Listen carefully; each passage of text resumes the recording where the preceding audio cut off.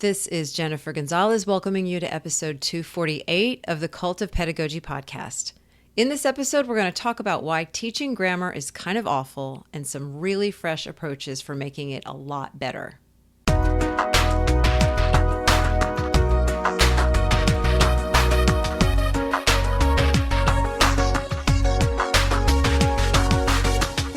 As a former middle school English teacher, I have had a lot of conversations about how to teach grammar. Every school year, at least one of my colleagues would announce that they were starting the year off with a thorough review of the basics, parts of speech, punctuation, and so on for at least a month. This would be for 7th graders and 8th graders. They would say things like, "They come to me every year not knowing any of this stuff. I mean, they can't even point out a verb when I ask them to, so we're going to start from scratch." And I would wince inside every time because I was pretty confident that the kids would hate it, and no matter how hard they drilled those basics, none of it would stick. I had read the research that teaching grammar out of context was ineffective, and I had developed my own approach to working grammar instruction into authentic writing assignments, a process I outline in episode 74 of this podcast. I got good enough results from this approach, so I never really went looking for other ways of teaching grammar. And when I heard that my guest today, Matthew Johnson, had a new book on grammar instruction, I have to admit that I was a little bit skeptical. But Matt had already proven that he has some really good ideas about teaching when he joined me on episode 145 to talk about how to make feedback easier and faster so that teachers could give more of it. With that in mind, I took a look at his new book, Good Grammar, Joyful and Affirming Language Lessons That Work for More Students. And what I found really was something different. In the book, Johnson shares how he organizes grammar instruction in a way that I've never heard of, but totally makes sense, and teaches it from a mindset of curiosity, humility, and as the book's title says, joy. His methodology works so well that for the last 5 years on end-of-year surveys, his students say that grammar is their favorite part of his class. That part really sold me. So I asked Matt to write a blog post sharing 3 of the approaches he uses in his classes, and in this episode, we're going to talk about them. If you are an English teacher or teaching grammar is any part of what you teach, you need to listen to this episode. I feel pretty confident you're going to come away with at least one idea you haven't tried yet. Before we get started, I'd like to thank Zern for sponsoring this episode. Elementary and middle school teachers, what if you could give students more opportunities to learn and practice the same math concepts they're learning with you? That's exactly what you'll get with Zern Math. Zern is a free online math learning program with content for every concept of K through 8 math. Every day, kids in tens of thousands of classrooms across the U.S. log into Zern to complete guided, interactive lessons based on leading math pedagogy. Students learn and solve problems with on-screen teachers who use visuals to make challenging grade-level math concepts intuitive. If kids get stuck, Zern lessons adapt in real time to help them work through challenges and stay on track. Zern is a nonprofit, which means every detail of their program has been designed, developed, and tested with a single goal in mind, helping every student succeed in grade-level math. Sign up for a free account today at zern.org. That's ZEARN.org. Support also comes from Everfi. Hey teachers, April is Financial Literacy Month, and there's no better time to equip your students with essential financial skills. Topics like taxes, investing, budgeting, banking, savings, credit, and debt are crucial for their future success. Pressed for time? Everfi has you covered with their free, standards-aligned, turnkey financial literacy lessons.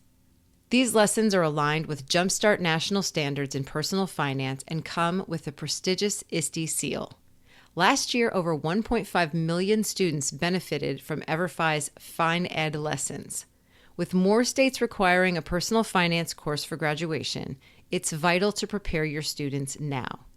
Make a lasting impact in your classroom. Visit cultofpedagogy.com/Everfi to get started. That's cultofpedagogy.com/EVERFI. Now here's my interview with Matthew Johnson about teaching grammar.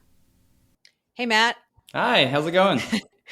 Thank you for coming back. You were on a couple years ago to talk about feedback, and now today we are going to be talking about grammar. So, Matthew Johnson, tell us a little bit about who you are in the education space. All right. Well, first, thank you so much. Like, I'm so honored to be in the exclusive two-time club. This is a big deal for me. Hmm. Um, and so I am a full-time English and intervention teacher in Ann Arbor, Michigan. And I'm also a writer. And I think more than anything, maybe I just like to kind of dig into the problems that we teachers face, especially in the English language arts spaces.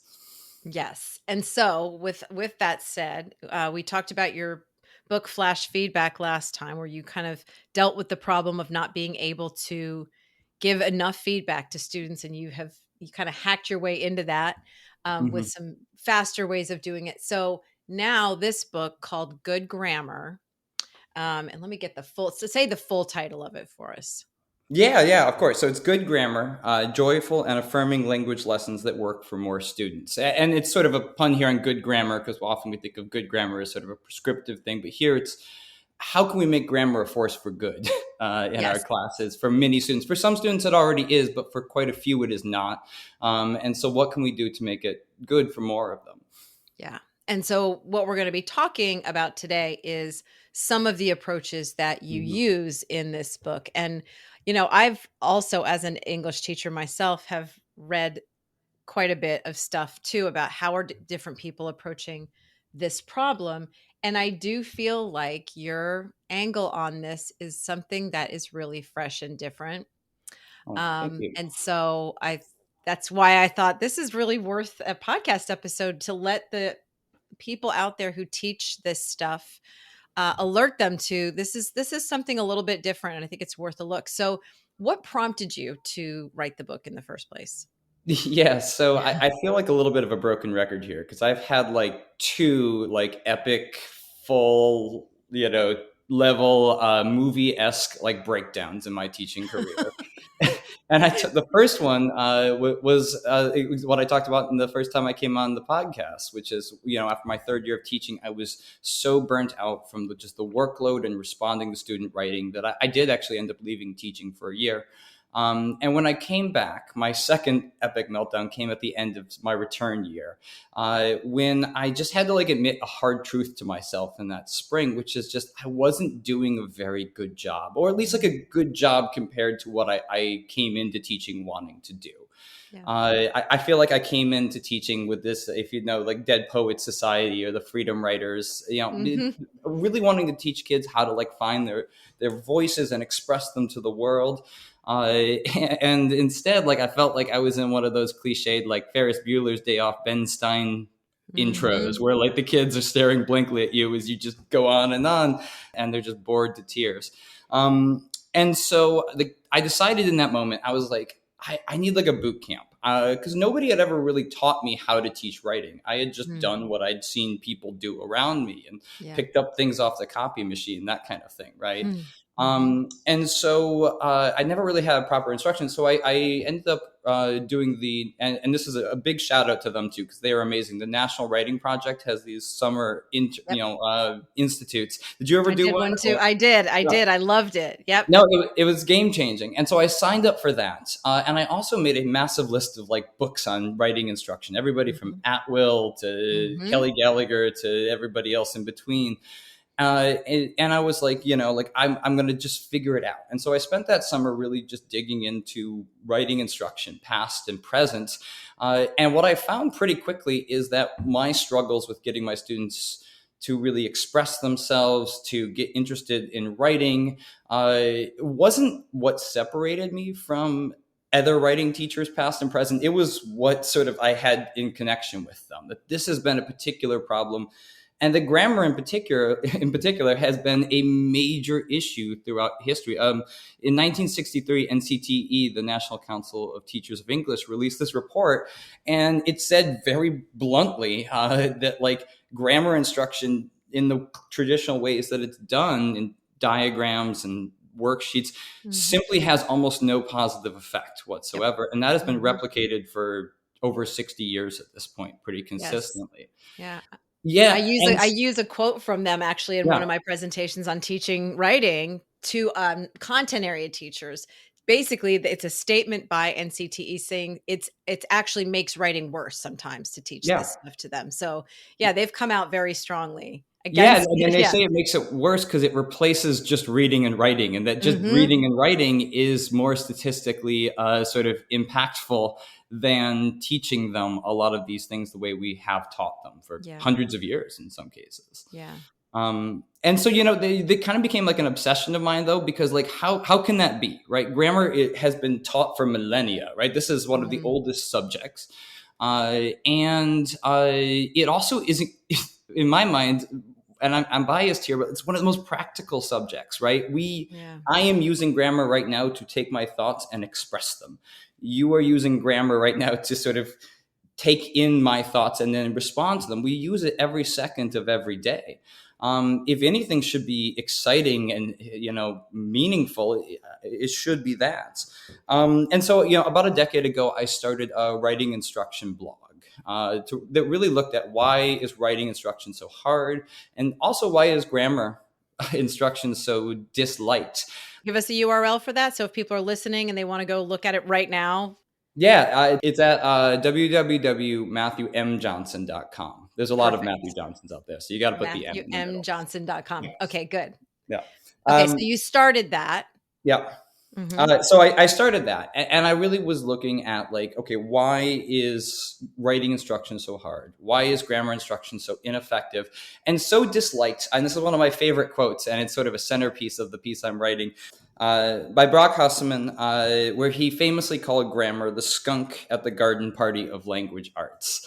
And I've always loved that. And so, I wrote for almost a decade here. I've been writing and reading, trying to figure out what makes it a skunk, and really tried to get to the bottom of these questions. Hmm. And eventually, in recent years, that has led to the book Good Grammar, which I'm really excited about.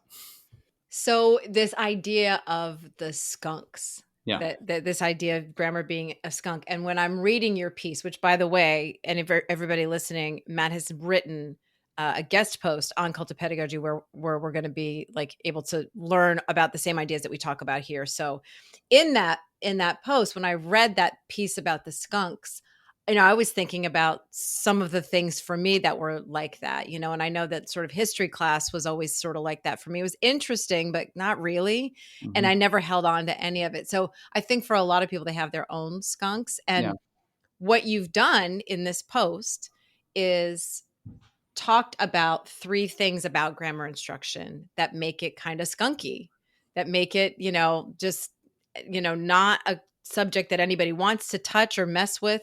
And you have actually found reasons for that and Yeah. some responses in teaching that can address those skunks or those skunky elements and Yeah. make them better. And that's how we're going to frame this conversation. Yeah, and this also comes a little bit out of my work as an intervention teacher. So I do a lot of intervention work with kids who really, don't like a lot of things about school or have struggled in some ways. Mm. And so I've gotten to kind of think about other subjects, and I realized that like so many of these things, for you history, for me it was like when I got the trigonometry. Up until then, math made Hmm. sense, and then I was like, wait, what is this, right? Same, yes. um it was also grammar for me, to be honest. I Hmm. was not a fan in high school, or even some of college, of grammar instruction, but like a lot of these skunks have some similarities, and these similarities, if we face them head on, we can really do a lot to sort of decent them, if you will, to take away the Hmm. skunkiness, Hmm. and to make them and that's so important, because grammar instruction, I'll talk about it more in a little bit, but it's so important, and it can be effective and it can be joyful. There's lots of great teachers who figured this Yeah. out before me, but in my classes right now, it is my students' favorite part of class for 5 years in a row. I always poll them at the end of the year, and it's the part that they're like the most appreciative of, and they come back and they like thank me, Yeah. about that more than everything else combined. That's the amazing thing for you to say that they have been saying this is my favorite part of your Yeah. class. Like that, out of all the data that anybody could pull on this, is proof that what you're doing is different and is working. So let's if you're ready, let's get into Yeah. this first of the three skunky issues, things that make grammar instruction just skunky. So what is the first issue? What's the first problem with the way we're doing So, it now? so the first one is the idea of bounded versus expansive framing. And the first time I came across these terms, bounded and expansive framing, was in a Jennifer Fletcher book called Writing Mm-hmm. Rhetorically, which is a Mm-hmm. lovely book. Mm-hmm. And even if you haven't heard these terms before, you have done this before. Mm. Because expansive framing is just where you talk about the broader picture of something, where it came from, why it matters, its other applications. And in research circles, it's often sort of juxtaposed with bounded framing, which is where learning is connected to a test. So you say, study up because this is going to be on the test. Mm-hmm. But you don't really talk about the more expansive look at what you can do beyond this. And I actually think that a lot of the arguments that we get in as teachers about pedagogy and instruction are actually about this. I think about like the 5-paragraph essay, right?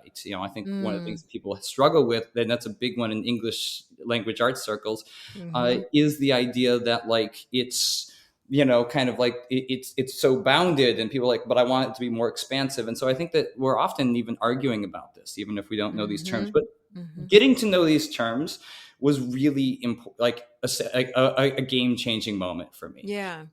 Because all of a sudden I kind of got why certain things that I was talking about just weren't connecting to students. I think that we often are bounded with subjects. I mean, first of all, we can't be expansive with everything, right? We don't have Mm. time to give the extensive background and applications for everything we cover. Yeah. So I think it makes sense. But I think with these topics that people really struggle with, we are often bounded because they are the hardest to explain. It can be hard to explain why trigonometry is important, why history is important, Mm. why grammar is important, right? Mm-hmm. Why do I need to know what an absolute phrase is, right? That can Right. be really difficult. Right. And I think that like we have to face that head on. I talk about a lot in the book the fact that like grammar is particularly hard because we come into our school already. Even my son, who is in young fives right now, came Mm. in with this massive understanding of language that's built into his head. And we see this with students. I have students who can write these incredible papers, and then I'm like, point out the preposition there, and they're like, I don't know, right? Yeah.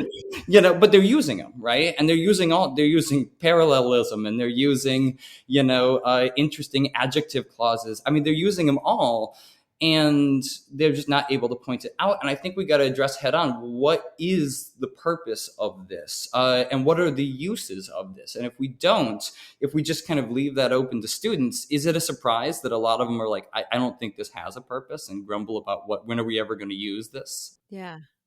So you've shifted then the way that you're teaching to make it more expansive, to frame Yeah. it more expansively. So how do you do that?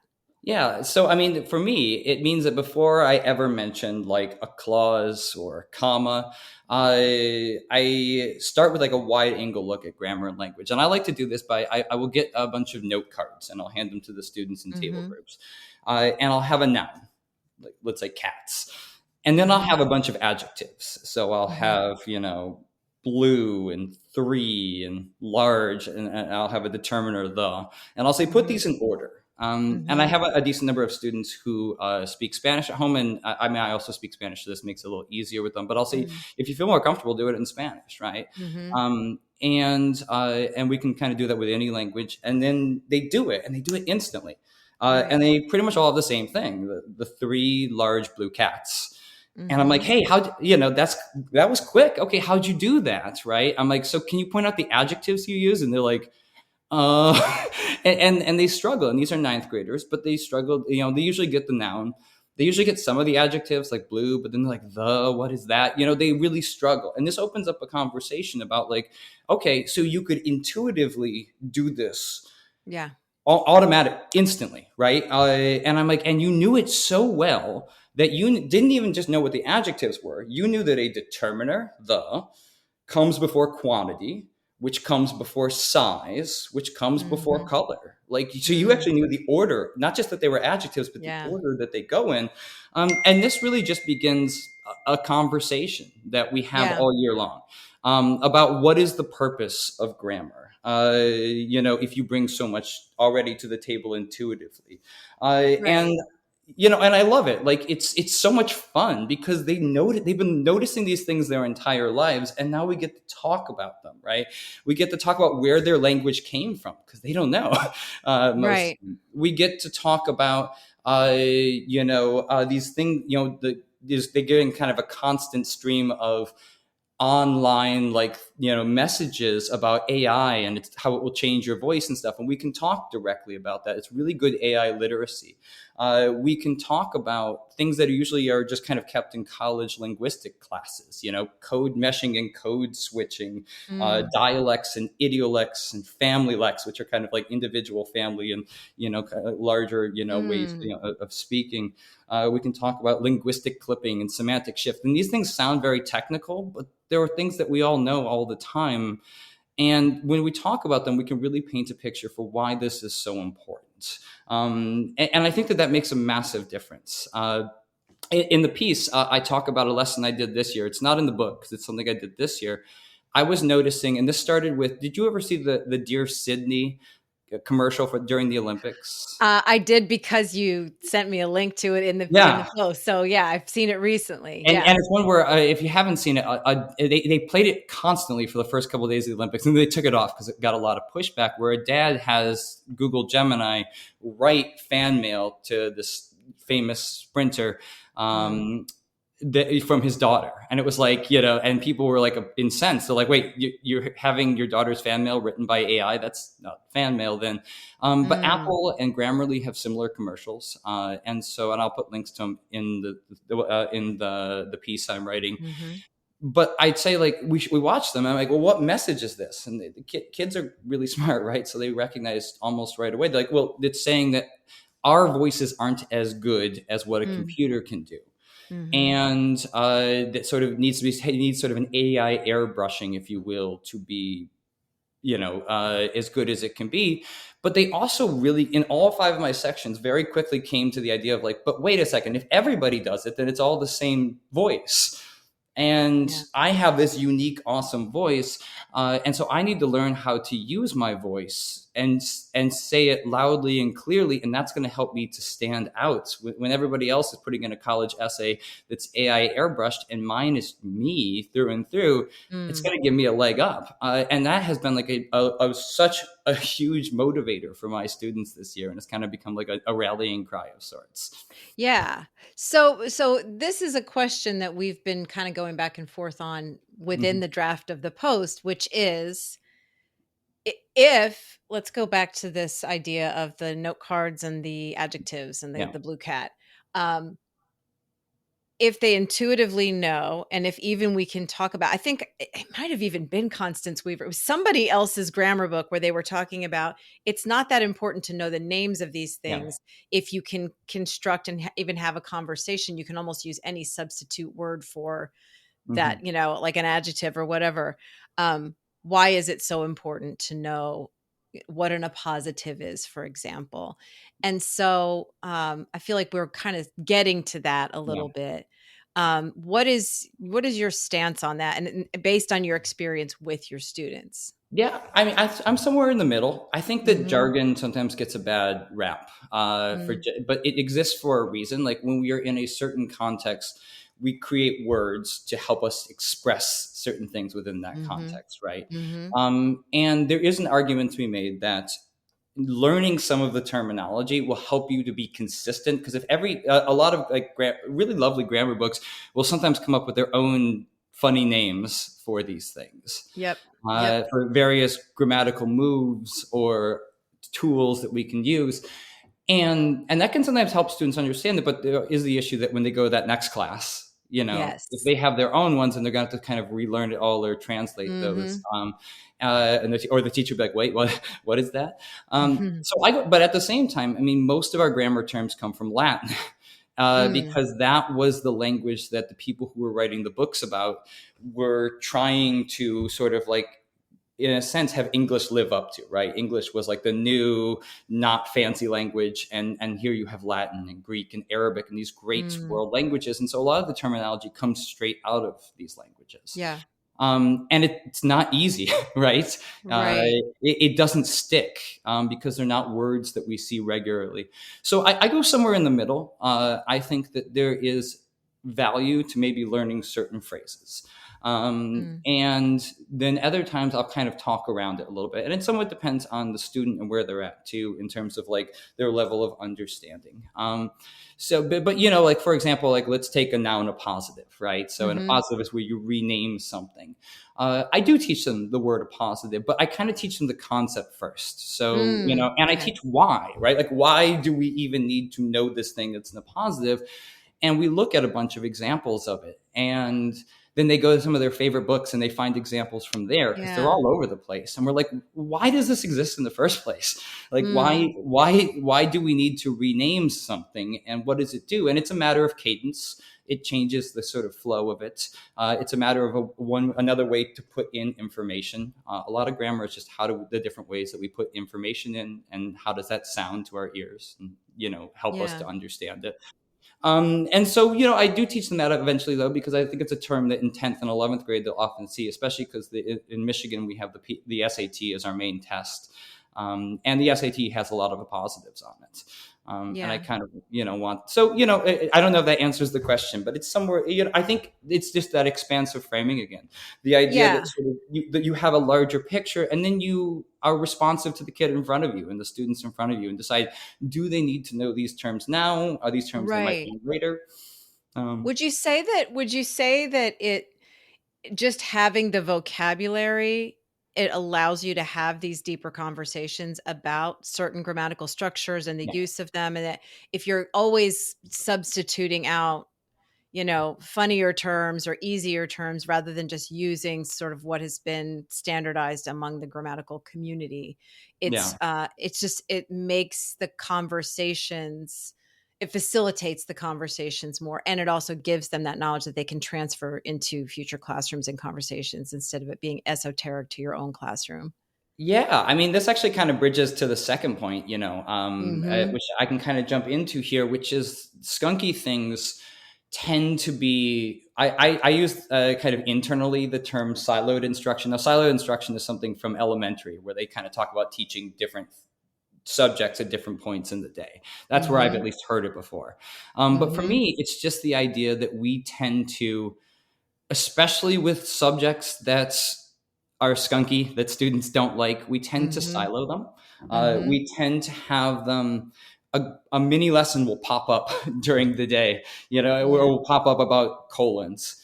And Mhm. we'll talk about colons one day, and then it goes away, and we never talk about them again until the next Yeah. year. The teacher breaks out the colon thing. And that's not a recipe for long term learning, right? Mm-mm. Mhm. And also, we never connect colons to anything else that's going on in the classroom. Mhm. And so, kind of going back to the first one with the expansive framing, if we have expansively framed things and we start connecting things, in a sense, the terminology is not that big of a deal. Um, Yeah. because at that point, they sort of understand the bigger picture, and it makes it so much easier to kind of understand where these things fit. And so, getting back to this idea of siloed instruction, Mhm. we silo it by not connecting it to anything else. And also, a second way we silo it is that we silo it over time. And these are Mhm. both not great for learning, right? You had Mhm. Blake Harvard on not long ago on the podcast, and he talks a great deal about how he calls, the brain sort of spider web of knowledge. Yeah. And if we don't connect anything, then our brains are unable to sort of like bring this new information and connect it to this spider web of knowledge.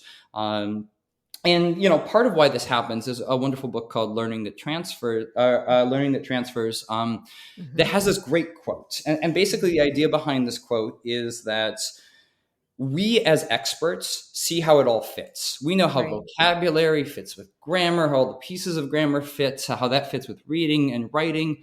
But novices often don't. They just kind of see it as a series of unconnected facts. So the quote goes, experts gaze into the night sky and immediately see constellations that give shape and meaning to each star.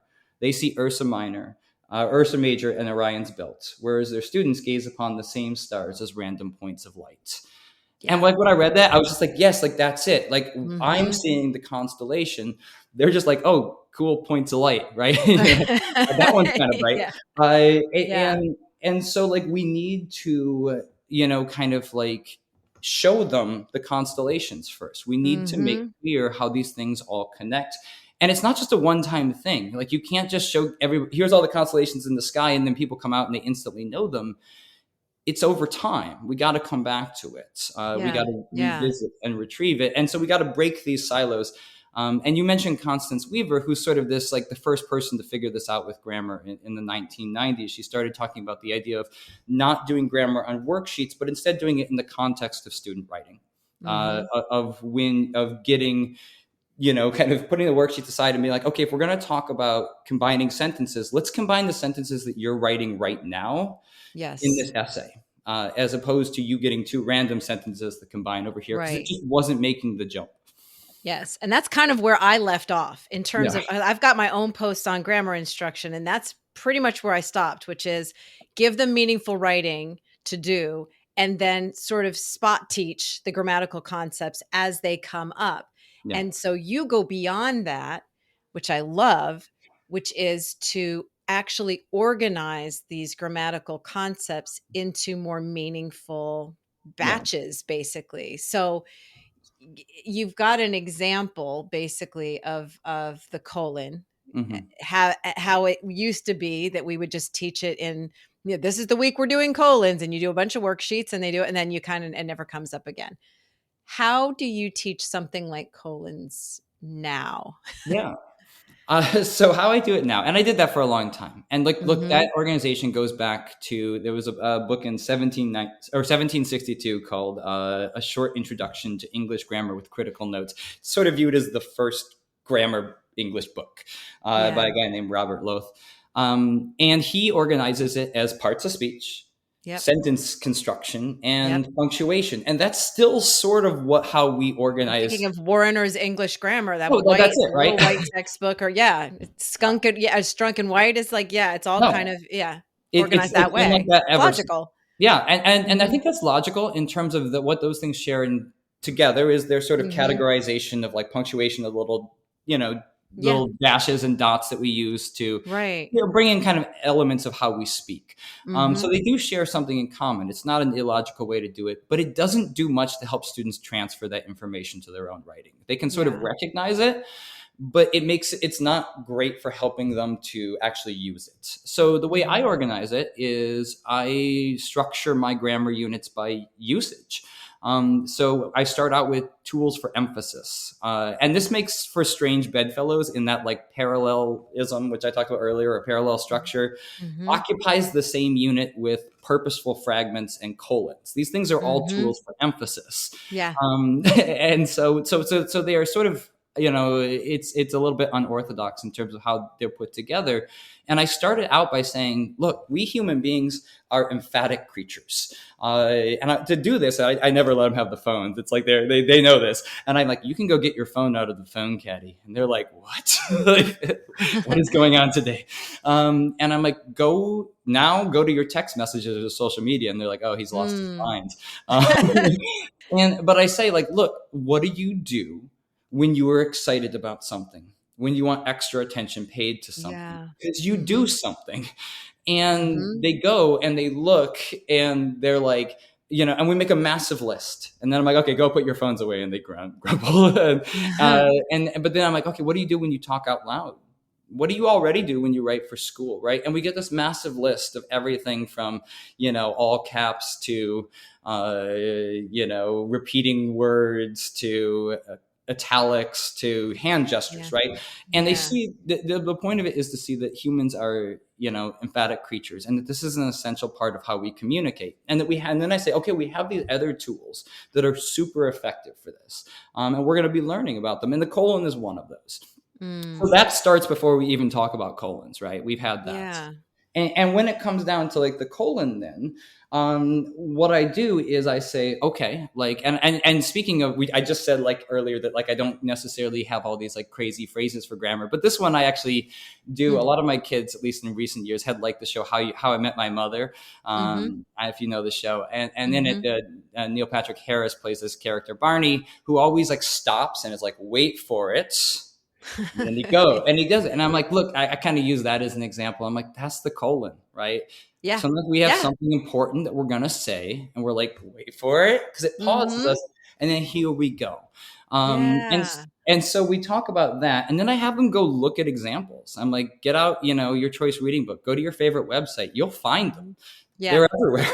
And I've actually found that they are significantly more prevalent now than they were even a few years ago with the rise of AI, because AI is terrible at colons and other forms of emphasizers. It doesn't really fully know what it's saying, so it struggles to add emphasis to the just right moments. So they go and they Mm-hmm. look, and we get a bunch of examples, and we put them up on the board, and we talk about how this is used, and then and then we use it. They play around with it in their own writing. They go to their papers and they try and add a few colons to the just right moments, and then they Yeah. share those with me. And then also we come back to it, right? Like we talk about it when I talk about the dash. I'm like, how is this different than the colon? Right, but we come back Mm-hmm. to it. We revisit it when we're reading and we see a colon. They'll stop and point it out, and I try and make sure that I come back to everything we talk about 4 or 5 times, because that's what's necessary for long-term memory, is to keep Right. revisiting something And you find that they use, we're just talking about the colon yeah right now. This would be, you see it now in their writing more than, constantly. Sometimes yeah. I'm like, slow down on the whole colon thing, right? You're not like David Foster Wallace. Like, let's calm down, or maybe you are. Actually, you know what, scratch that. Keep go, you be you do your thing, right? But like, Yeah. like it's yeah, they use it a lot. And that's ultimately our goal. Are they mostly using it correctly? Yeah. And Yeah. no, of course they are, right? I mean, and that's when they use it, you can help fine tune that, right? That's the Mm-hmm. other beautiful thing, is when they're actually using it organically, you can start to have those fine tuning discussions about how Right. colons actually, kind of work in practice. Because at first it might be a little bit rough, like anything that's Mm-hmm. when you Of first learn. course. Yeah. And they do it because, like, I mean, I do say, I'm like, look, like a well placed colon in that cover letter kind of establishes that you really know your stuff, right? That's, Mm-hmm. but it also, it brings your voice on, and like, don't Yes. you, we all want to be heard, right? Right. Right. Um, Hey, this is Jen cutting in with a brief interruption. Since this episode is about grammar, I wanted to tell you about a collection of products I have that would help anyone who teaches grammar, and that I think would be a really nice complement to the methods Matt is sharing here. They're called grammar gap fillers. A grammar gap filler is a small, powerful package that teaches a single spelling, grammar, or usage rule, like how to know which your or their to use, avoiding run-ons and comma splices, and possessive versus plural nouns. Each gap filler includes a short video that explains the concept simply and clearly with examples, a 10-question self-check quiz, and a printable cheat sheet students can keep to remember the rule for future writing. You can use them to teach a concept to a whole class or just assign them to individual students as needed. To explore all 24 gap fillers, visit cultofpedagogy.com/grammar.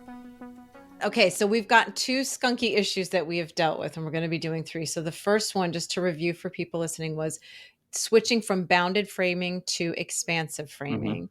The next one is to take our instruction out of these little silos, the topics, and actually group them meaningfully, Yeah. organize them in more meaningful ways, and return to them over time.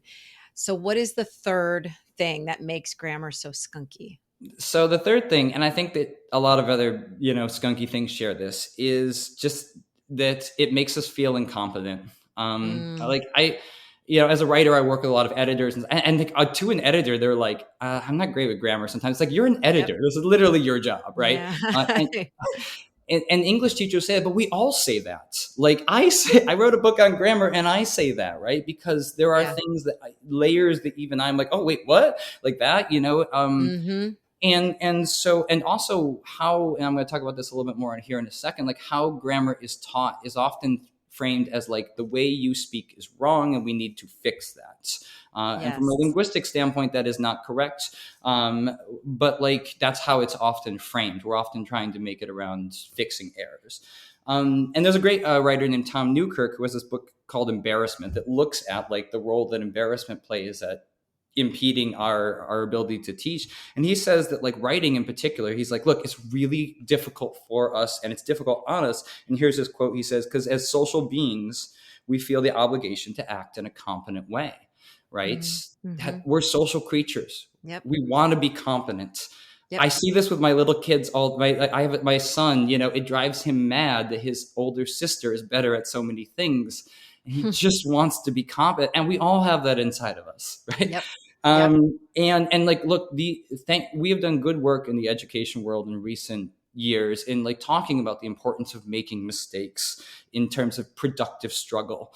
It doesn't make it pleasant and it doesn't make it, you know, something that's comfortable a lot of the time. And that's why I like that we do those reminders, but it's not like you can just say that and then like feel the feelings of embarrassment or that come from being incompetent at something that you're just starting go away. Yeah. You know, and so I think that with the skunks, they're particularly hard. Grammar is hard. We talked about all the Latin terminology. You know, it's kind of like a nesting doll where every time you learn something, there's some other new thing and it's a footnote, you know, underneath it. Yeah. I mean, if you look at the grammar books that have about, and just put in like commas, like one of the big manuals, you'll get like 170 different sub footnotes on comma usage. There's really kind of 4 ways that we tend to use it in a sentence most of the time, but there's like 170 other, I mean, it's a lot, right? Yeah. And I think that that's true for a lot of the skunks, that they are genuinely hard to do. And I think that gets in the way. So how do you deal with that then in the classroom? What is your approach that has been a way of addressing it and kind of fixing it? Yeah. So I think the way, and this is important because when we are feeling particularly embarrassed or shameful about something, the higher order thinking shuts down. So it just makes it worse. It's like, it's harder to think about these really difficult things. And then your brain is not functioning at as high a level as it can.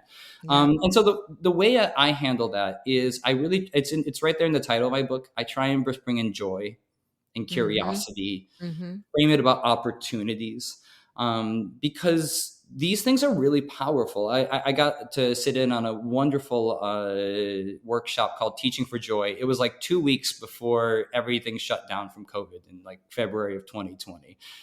And it was by a guy named Kevin Cordy, who's a professor in Ohio and a kind of a storyteller. And he's like, look, we always in education think about that we can do something meaningful or something fun. We can do work or we can have joy, right? These things are a dichotomy. You can't do them both at the same time. And he's like, look, joy, if it's utilized well, can improve work and understanding of something. It can increase our motivation. It can strengthen our classroom community so that we can take risks and be not as good at something in front of somebody else. And it can decrease our stress because even the simple act of smiling, does that. And so, with grammar and language, I really try and frame it now just always around joy and curiosity. How can we find, I make it about like, look, you already have all of this knowledge you're bringing. You have your own way of speaking, which is cool and beautiful and a strength. And, what I'm going to do here is I am going to show you opportunities that are available so you can express yourself clearer. So you can be more you. And we're going to have fun with it because language is weird and fun. And when we do, and when I do that, they also learn about the potential errors. It's there. But it's about the framing of just making about that. So I'll give you an example with capitals. I love capitals.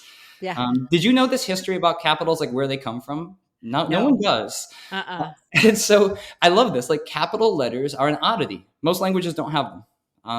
It's having an upper and lower case is not a thing that most written languages have. We have it because a couple thousand years ago, the sort of the Latin alphabet that we use was mostly carved into stone. So it's mostly straight lines if you look at capital letters. But then as people started to write them in books, straight lines take a lot of time, so that we got very curvy with lowercase. So if you look at lowercase letters, they are much more curved. But I'm looking at my keyboard right here. Like it's like like all of the capital letters could pretty much just be straight lines, right? And most of the Uh-huh. lowercase are curved. And when typesetters in the 1400s started putting together printing presses, they weren't sure which one to use, so they put both, right? uh, Wow. and Okay. yeah, so it's fun, right? And I tell my kids that, and they're like, "What? That's super weird." I'm like, "Yeah." And what's cool is now you have a wild card. So people have used capitals for all sorts of crazy things over time, right? In the Yeah. 1800s, there was a big fad to like just capitalize anything you wanted to put emphasis on. If you look at like Emily Mm-hmm. Dickinson's poetry, you can see that really well. Mm. And so and so I say, okay, well, you get taught some rules. Tell me about those rules. They're like, okay, proper nouns, beginning of a sentence, I, and I'm like, yep, all of those things. And I'm like, okay, so those are like the standard ones, but like, let's go look around. And we start looking around, and I show them a few examples. Like I showed them like McDonald's. McDonald's used to have all caps signs back when, I was little, Yeah. hamburgers in all caps. Right. And now for the last 22 years, their slogan, I'm loving it, is all lowercase. And I'm like, Which I never noticed. no, Yeah. yeah, it's all over. And we start looking, and I have them go look for examples of people who don't use any capitals, people who use capital letters kind of according to the school standard American English rules some of the time, but not other times, and Mm-hmm. switch. People who have a lot of capitals and all caps. And we start talking about like the impact that that has. We also talk about how, in a sense, younger people using far fewer capitals actually makes sense because it's, in a sense, linguistic clipping, which is where you cut something down because it's too much.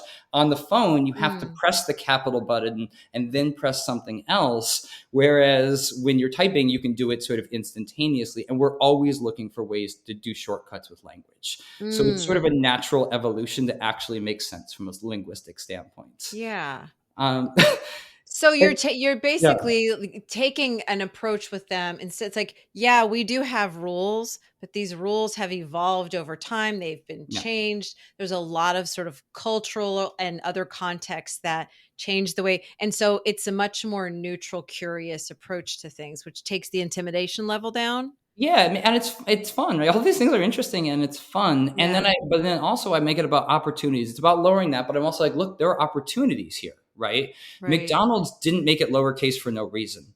They did it Mm. because they're relaxed, right? They're Mm. showing that they're kind of chill. It's a way to relax and like just have a good time, right? Yeah. When one of my kids pointed out that when albums drop, they always do it in all caps. Why? Because it's exciting, right? Uh, Yeah. Playboy Cardi just dropped a new album, and my kids put it on the board, and it was all caps. Yeah.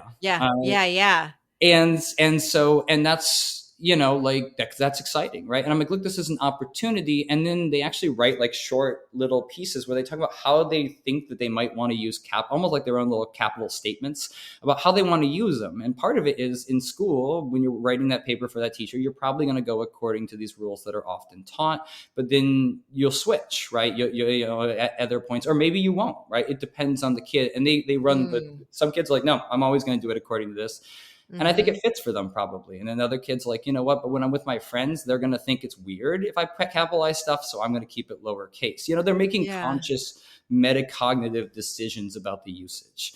Um, And that I feel like that ability to harness metacognition and speak it is such a marker of an educated person, yeah, and it's something that I notice is a difference between somebody who feels sort of educationally insecure yeah, and somebody who has more of a formal education, is they can speak more confidently and have that neutral distance to something and say, yeah, that is a rule, but actually, it's not yeah. always applied in certain, and you feel more, I think, empowered when you have that kind of information, as opposed to just feeling like, oh, I don't know, there's this group of people that know the rules and I don't know the rules. And so I'm just going to hang back from this whole conversation. And Yeah, you're giving them those tools. it's the opposite of that incompetent feeling, right? You're like, Yeah. no, I know stuff that, like, because nobody knows like where capital letters things come from. They're like, wow, I know this. And then they're able to thoughtfully use it in the world, right? And that's gonna, Mm-hmm. but they also, like, I mean, if you're just thinking about it from a perspective of like, how are they going to do in this standardized test? And like, look, that's real. Like, a lot of people's jobs are connected to that, right? They Mm. do really well, like way better than when I used to just do capital worksheets and circle it on their papers Right. Yes. because they really understand it, and they can utilize it. in ways to kind of better express themselves in that moment. I'm just imagining too, they always talk about the effect of having one good teacher one year versus three in a row. I'm thinking if you've got a whole school system that's teaching grammar Mhm. in this way, what impact that would have on somebody by the time they get to their senior year of high school. They just have this very rich, Yeah. joy-filled way of approaching language as opposed to it being this skunky thing. Yeah. Um, so let's wrap this up. We've got these three different approaches. I think this is going to be really interesting to a lot of teachers. Would you like to sort of like come to some sort of like a final statement on all this? Like, what would you like to leave us with? Yeah. So, I mean, I think that um, so one of the teachers that I admire most, I know you've had him on the show too, is a guy named Dave Mm-hmm. Stewart Jr. And he's got this. Mm-hmm. He doesn't use a lot of posters in his classroom. It's not a very like Pinteresty classroom, but at the Yeah. very front of his room, he has this like very plainly like printed, and it just says "Do hard things." Mm-hmm. Because Mm-hmm. I visited his classroom, and I love that. And I think that like alongside often being bounded in their framing where we're very just kind of focused on the test and being siloed both over time and kind of in the curriculum, and also being things that can really sort of like induce feelings of embarrassment and incompetence. One of the things that skunks share is that they're hard. Grammar is hard. Mm-hmm. But what Stuart points out there, which I think is really important, is oftentimes the hard things are really good for us, right? They are the best things for us. Yeah. And when it comes to grammar, like I've mentioned this a little bit, but for me, the reward is captured really well in that Robert Loth book from 1762 that I mentioned. Now, I don't see eye to eye with Loth on most approaches in terms of grammar, but I think at some point in the book he like blames poets for ruining the language. Like I don't agree with that. But but what I do agree with is he does actually in the very beginning has like the best statement for why grammar sort of matters that I've ever seen, where he says that grammar is the art of rightly expressing our thoughts by words. And interestingly enough, he capitalizes art and words there. So they go back to the capital thing. Huh. Because that was, how they use it. And so, and I think that like, look, every human, I talk about this in the book, every human is born with an idiolect, or an individual dialect. And my kids love this concept. It's a concept that they really cling on to. And what it is it's a combination of grammar and usage rules, vocabulary, pronunciations from the people around them when they were growing up, their parents and caretakers, their teachers and mentors, their friends and neighbors. They take bits and pieces of each of them in this, their own personal way, they sort of like sew them together into this like beautiful tapestry. And it's truly singular. There is no one who has your idiolect or probably will ever have it again. And that means that you've got something that contributes. You have a way of saying things that has never been said before, in a perspective that's never been seen before, and won't be seen again if you don't express it well and clearly to people so that they can really pick it up. And for me, that's kind of like what Loth is talking about, like rightly expressing our thoughts by words. That's what grammar is all about, right? It's about grammar and language lessons are about helping them to express those thoughts that they have, which is just like the most, amazing feeling. And in my classes, I think it is part of why they like it so much, and why that skunk goes from like the ew, that smells, let's put it away, to being sort of one of the most welcome guests that we have in our classroom. Yeah. I've got to go back to the fact that you have 5 years in a row have had your students say that they like grammar the most of all the things that you do in your class. That's huge. Well, because we notice language around us constantly. We talk about it constantly. We just don't even know we're talking about it constantly. And when it becomes clear and the empowering, like how empowered they feel when they sort of just understand how it works, when you break this black box open that they just kind of been doing automatically, and all of a sudden they get what they're doing. It's a really fun feeling, and it's fun to, as a teacher, to kind of be a guide helping them to do that. Yeah. Where can people find you online, Matt? I guess my website, the Matthew M. Johnson, don't forget the M again. Matthew Johnson is the most common name in America. So just, you got to put that there. Is probably the main place. And then I've also got a series of books that they can find too. But those are probably the two main ones. And the most recent book, the one that we're really focusing on today, is Good Grammar, Joyful and Affirming Language Lessons That Work for More Students. Thank you so much for coming back on. Oh, thank you so much for having me. Anytime. This has been such a joy. To read Matt's post and get a link to his book, visit cultofpedagogy.com, click podcast, and choose episode 248. To get a regular email from me about my newest blog posts, podcast episodes, courses, and products, sign up for my mailing list at cultofpedagogy.com/subscribe. Thanks so much for listening, and have a great day.